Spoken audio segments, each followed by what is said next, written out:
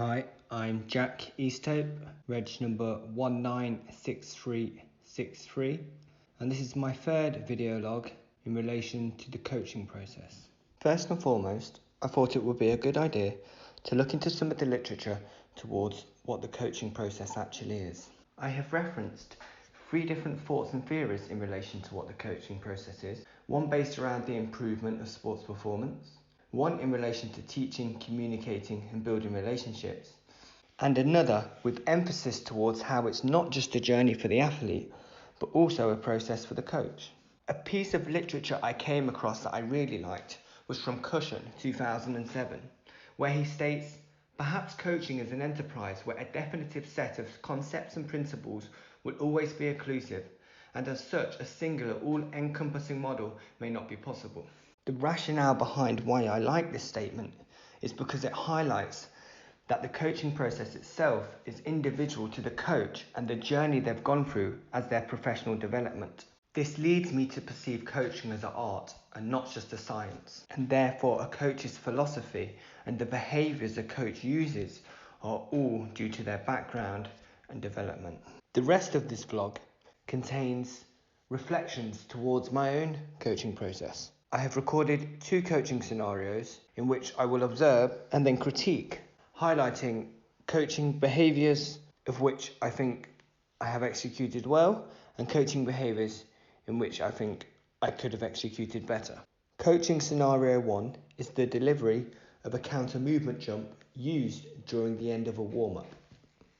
I have observed and reflected on the demonstration, the explanation and rationale, the feedback given throughout, the communication used, and the errors in which I've tried to improve through coaching interventions. Right, so we're going to finish the warm-up with a counter movement jump. So just to potentiate your leg muscles a bit more before doing the deadlift in the main section. It also helps upregulate some of the faster muscle fibers that have a bit more power. Okay, so feet hip width apart. Start with your arms in the air. You're going to swing your arms and then you're going to jump, extending from the hips, knees and ankles, using your arms to get a vertical lift. Okay? From here to here, before the jump, the counter movement is the most important part because that's when you get the velocity to give you more power output. Okay? So you're going to go 1, land, stand, go again. Land, stand. My first piece of critique is in relation to my demonstration and explanation.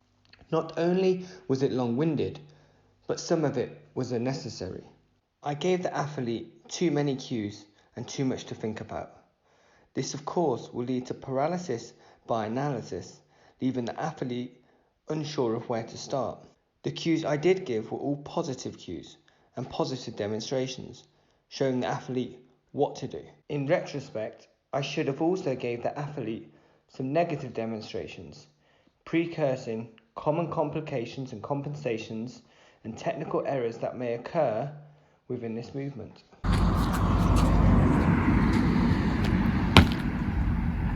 Good. Well done, look really good.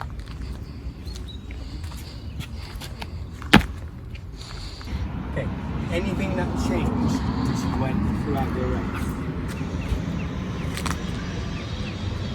I think probably the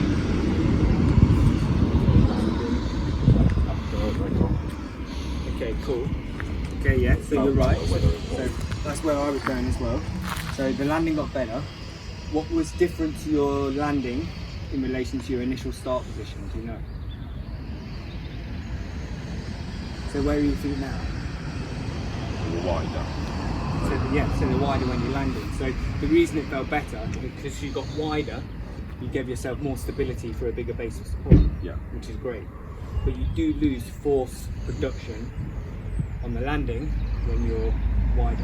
Right. It also means your next rep is done with a wider start position, which means you lose some of the counter movement and speed of the movement. So try and land in a narrower position if you can. If not, reset like I did. Yeah. Okay, but it's a natural thing you're doing to give yourself more stability. It's not wrong.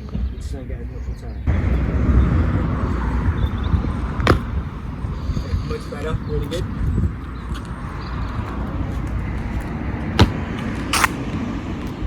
Feel different? Yeah. Yeah. Harder to do or? No, it's just concentrating on the feet, but it felt further.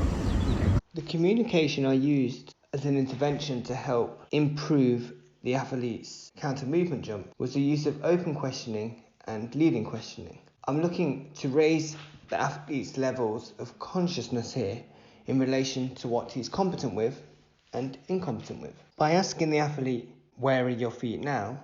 allowed me to raise his consciousness in relation to his base of support and the difference between his start position and landing position. Then this allowed me to re-educate him and give him rationale towards why a narrower base of support allows him to improve force production.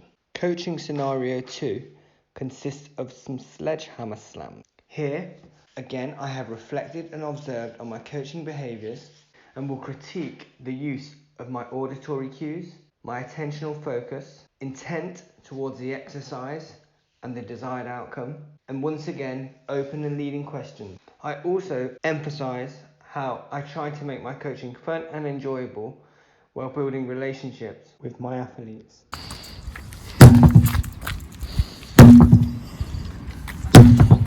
Right, so there, after watching your movement, right, I then start to listen to the sound from the tyre to let me know how your power output is. Right, it's an easy cue for me to realise how much power you're exerting in the reps. Do you notice the change in the sound as you go through your reps? This side is weaker. I think it's not as loud and not as consistent. My first reflection here on this coaching scenario is my explanation of the auditory cue. I feel I explained it well and also confirmed understanding from the athlete by getting his feedback. Although, as you'll see in a moment, the order of which I did this could have been better. Okay, cool. So is there anything you can think about to give it more sound? Anything you think about doing? I think it's just coming down with the power, Yeah. using the knees, power down.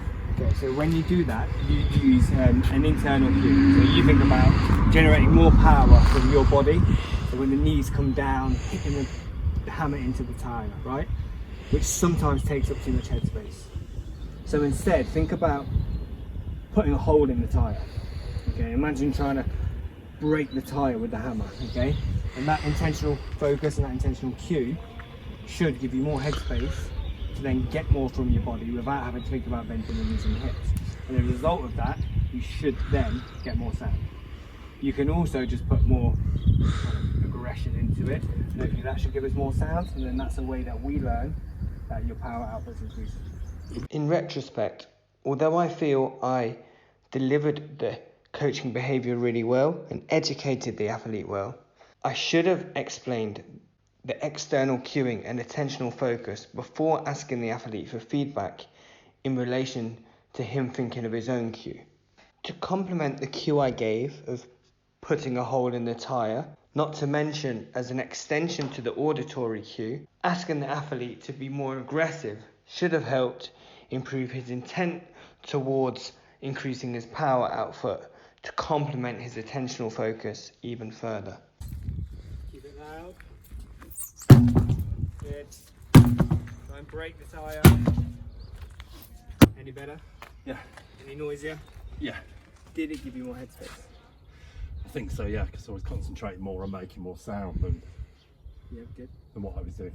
Anything else showing us that you put more work in there? I can't breathe as much. Okay, sorted. Good. As a conclusion and evaluation of the coaching behaviours and interventions I used to improve the athlete's exercise, I feel I reinforced some of the communication we used as our intervention really well as the athlete continued to execute his exercise. I continued to use open and leading questions to open up his consciousness about some of the changes he'd made in his performance during his last set. Finally, by sharing a laugh and a giggle at the end of this coaching scenario, not only do we show a good relationship between athlete and coach, we also show that the interventions were fun and enjoyable while leading to better outcomes.